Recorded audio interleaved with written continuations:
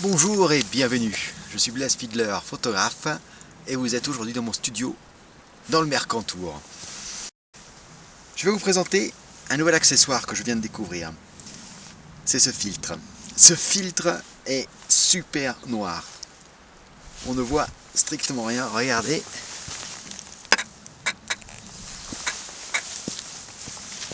Qu'est-ce que c'est? C'est un filtre ND qui réduit l'intensité lumineuse de 1000 fois. Donc ça s'appelle soit un filtre ND 3.0 ou tout simplement 1000 fois. Alors qu'est-ce que ça veut dire ND? ND c'est Neutral Density, densité neutre. Donc en théorie ça ne change pas du tout la couleur de votre image, mais ça réduit tout simplement son intensité lumineuse. Donc ND, Neutral Density ou gris neutre en français.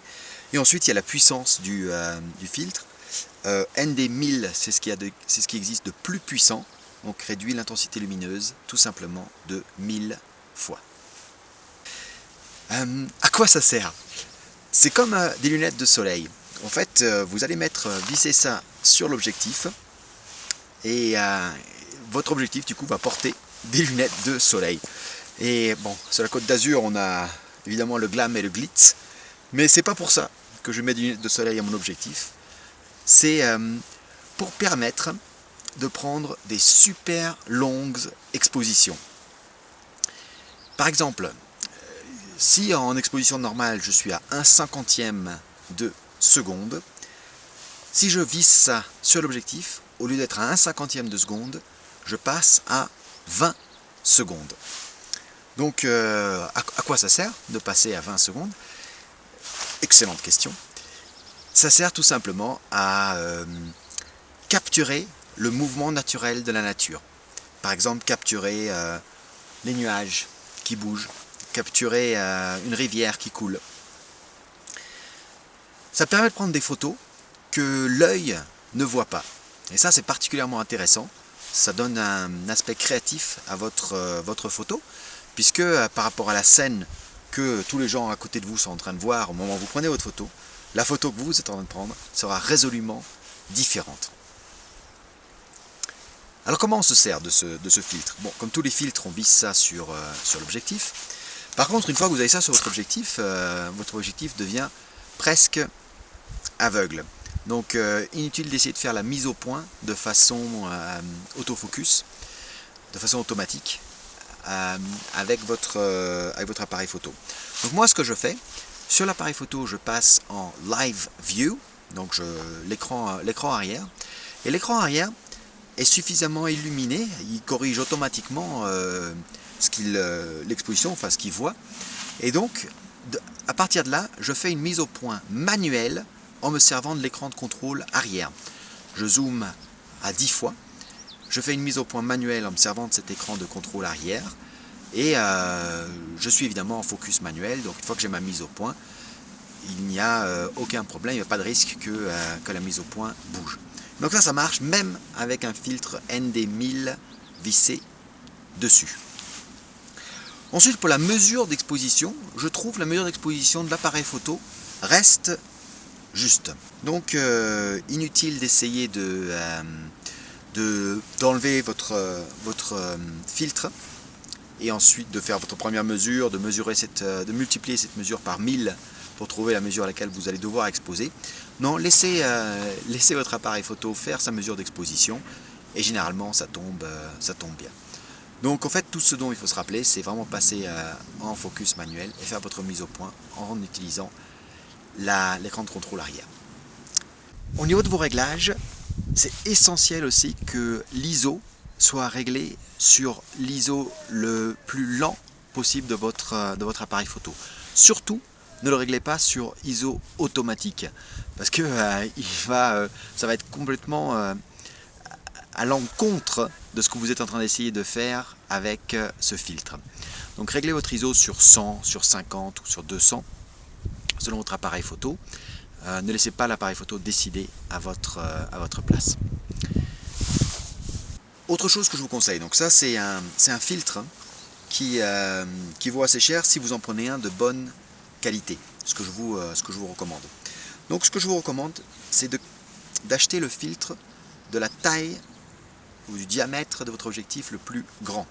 Donc moi, le diamètre le plus important que j'ai, c'est 82 mm. J'ai un objectif qui a un diamètre de 82 mm. Donc celui-là fait 82 mm. Par contre, vous voyez aujourd'hui, en me prenant le Mercantour, je n'ai pas utilisé l'objectif qui avait un filtre de 82 mm.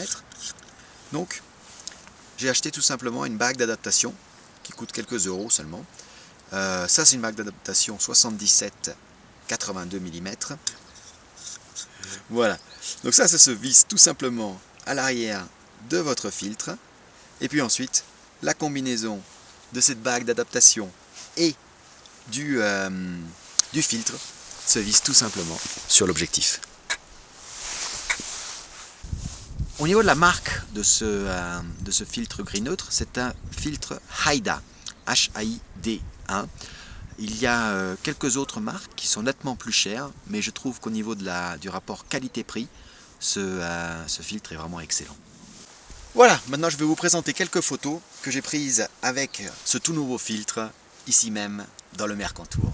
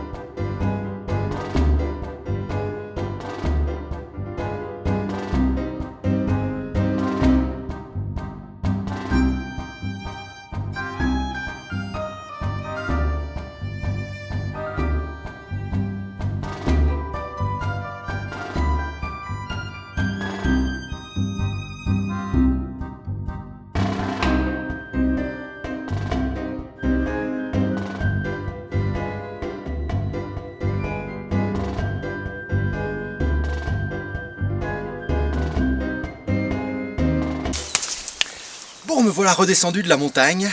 Je voulais partager avec vous encore deux choses que j'ai découvertes.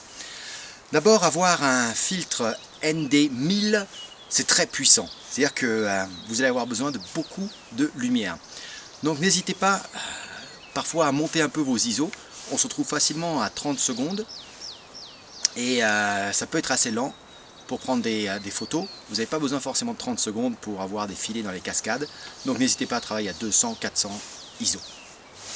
La deuxième chose que j'ai découverte, c'est que je consomme énormément de batterie. Je ne sais pas exactement à quoi c'est dû. Je fais la mise au point sur le Live View et il y a vraiment un très fort travail sur la lumière à ce moment-là. Peut-être ça consomme beaucoup de batterie. Ou alors les expositions de 30 secondes consomment beaucoup de batterie. Je ne sais pas. En tout cas, je suis passé par deux batteries pour faire peut-être 300 ou 400 photos, alors que normalement sur un mariage avec une batterie je fais 1200, 1500 photos. Donc il y a certainement quelque chose qui se passe. Partez avec plein de batteries. Je suis Blaise Fiedler et je vous dis à très bientôt.